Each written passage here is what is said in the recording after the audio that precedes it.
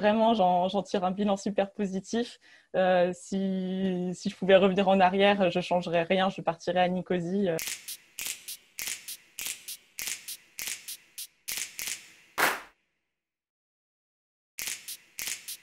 Je suis en quatrième année à Sciences Po Rennes. Je suis en master en M1 MUGIR, donc Multi-Level Governance in International Relations, dans l'école des affaires internationales. Je suis partie à Chypre, plus précisément dans la capitale Nicosie.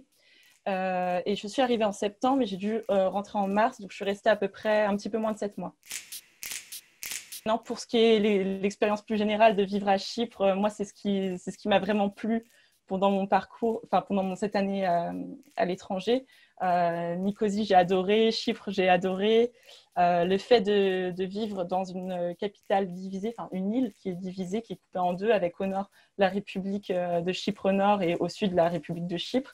C'est un peu amusant de se dire que juste en traversant une rue et en présentant un passeport à un checkpoint, on passe d'un pays à l'autre, en fait, avec voilà, quand même des spécificités culturelles. Tout le monde parle anglais à Chypre aussi. Quasiment tout le monde, même les adultes, les personnes âgées, parce que c'était à l'époque une colonie anglaise.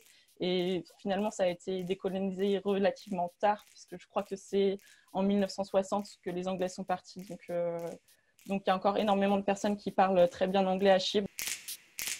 La partie scolarité, donc j'étais à l'Université européenne de Chypre. On était très bien encadrés. Le responsable Erasmus était très disponible, super accessible, très gentil. Les professeurs également très, très, très, très sympas. Tous les cours étaient en anglais.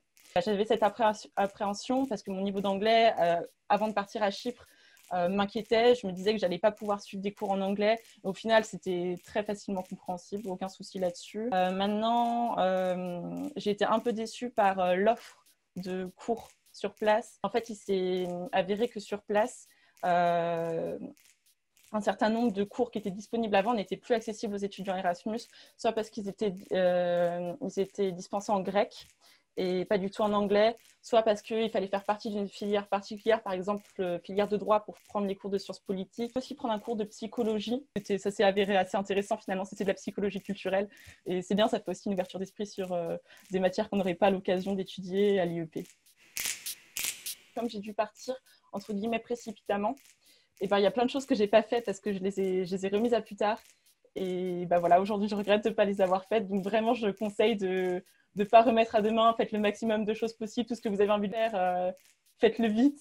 On ne sait jamais ce qui peut se passer. Mais pas de pression, profitez et ça va bien se passer.